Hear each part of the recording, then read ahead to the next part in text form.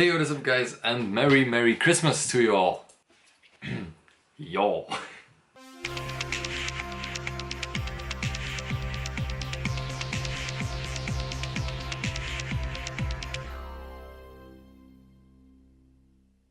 Hey, what is up guys, and welcome to 3D Pilot on this Christmas Eve. I'm gonna keep it short, I'm gonna keep it simple, and we're gonna have a look at how I made this little Christmas scene in Blender. Real quick, that's inspired by the low poly art style. Especially on this night, I want to thank all my viewers and the support that I've been given. I got some great feedback on the Raptor series, and by the way, the competition is still in the run, so you can still enter your model to be 3D printed in full color. This is an MMQ video, so model me quick. So I'm just going to go through the process of making this little scene without going too much in detail. But I just want to show you how low poly art is made and how I go about making something like this. I'll give you a little bit of an explanation, and that's it. Let's head into Blender. So to start off this scene, I made a floor. And then used sculpting to add some snow piles on top of that. Also added a flat floor and a remesh modifier to make the ground look a little bit more interesting. For the trees, I used a 6-sided cylinder and then just extruded up some vertices, scaled those up and down until I've got a nice Christmas tree, and then used proportional editing in rotation and scale to give it this typical cone shape that a tree has. I added a couple of really basic materials, just some diffuse shaders, and copied and scaled that tree around a little bit. The biggest tree is in the middle, and I'll be putting some presents under that. Next up was to make some Christmas baubles, and yes, that's a word. And then I added a simple glossy material on top of that. Now I copied that object around the biggest tree in the middle a couple of times to make sure that all of the tree looks nice from all angles. And the next thing to do was to make a string of lights. Now there's a bunch of ways you can do this, but I started off with making a series of edges, added a skin modifier on that, and a couple of subsurface modifiers to make this rope kind of object. Now I twisted and turned this all the way around my tree, and this will be the base for a particle system. Now a particle system can be used for many things. Most typically it's used for things like hair, or little sparks that fly around, but in this case I'm going to use little Christmas lights as the particles. So I modeled one Christmas light with a simple emission material and then copied it around automatically on that little string. Messed with the rotation and scale of these lights a little bit until it looked fine to the eye, and then just gave it a quick render to have a look at how the emission shader looks. Used some different colors to make the colors of the light a little bit warmer, which is very important for Christmas. I love to see warm lights. You've got cold ones as well, but well, whatever, that's your choice. And the next thing, of course, is a star that goes on top of a Christmas tree. No Christmas tree is complete with that one. And I used a simple glossy metal material for that. Next up are some presents. So I modeled a simple box-shaped present and add a little bow on top of that. And then I made some variations of that same box with just dragging around a couple of vertices, making it a little bit flatter, a little bit longer, to have some variety in my presents. Even though it's one model, you can still add a couple of different materials to different parts of the mesh. So that's what I did to add even more variety. Now, under pretty much every Christmas tree I know, there's a bottle of some sorts. So I thought that I could add that in. And then I just copied over the little bow tie to the bottle as well and changed the materials around a little bit. And of course then it's time to put them under the tree. So I added some random rotation to them and then just piled them up where they look natural.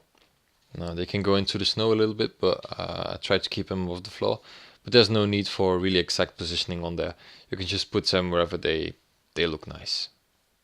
That's really starting to look like a scene. But of course I still need a globe. So for this I used a simple sphere and then added a modifier called Solidify on that to give it a little bit of thickness. Now in the start I didn't really make my floor completely round, so I had to make that into a circle. And then just fitted the globe until it fit around the scene. Now I tried a couple of things for the material for the globe, but I ended up using just a mix shader between some transparency and some gloss. You could use a glass shader as well, but the refraction on that messes up your scene a little bit, so didn't really need that. I just used a simple glossy. I also added some detail to the little pedestal that the globe sits on, and added a material on it that looks like a wood. I just used a simple texture that I found online, and then added a bump map that I made earlier to make the material look a little bit better, and combined all of those maps in a principled shader. You can read about that in the description. Now, next up is the background. I added a little bit of a blue background, a light blue background, because I think that contrasts nicely with the warm lighting that I'm about to use. And it's always nice to have this contrast in your image. It doesn't have to be too bright, of course. I used a little bit of a grayish blue, but well, I think it gives a nice result.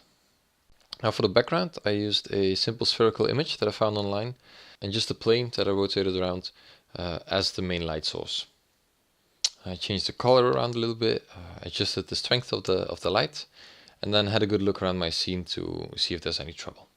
And one thing I noticed is the presents. There's not really a focus to the presents, but I had modeled those. I wanted to show them off, so I added a simple point light in front of the presents to light these up a little bit more, and also put a light behind the object to act as a nice rim light.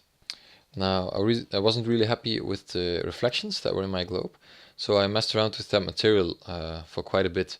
I tried using some Fresnel nodes to adjust the reflection and the roughness of my globe.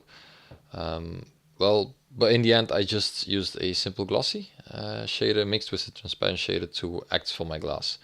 There's not really any point to using the Fresnel here, because it's a really simple basic material that I needed. Could add some more detail, like for example a map of dirty fingerprints, for example, to add a little bit of realism to my globe. But I think in the end it looks just fine like it is. Now for rendering, I turned the resolution to 1500 by 1000 pixels and turned on denoising, and had that render out with 300 samples on my CPU. Now rendering took a little under 11 minutes. Which is fine for most product renders. So if you're not using too complex material like subsurface scattering or a lot of glass materials, a normal image can be rendered out in something like 10 minutes. Now I myself haven't got a PC that's greatly powerful. I haven't got a good GPU, for example. I'm running on a Quadro, but a really basic one. So I tend to use my CPU for rendering. It's a basic i7 Intel CPU. Now when rendering was completed, I took the image into Photoshop to adjust the lighting a little bit and to adjust the temperature of the colors. First you can see me add some glow manually.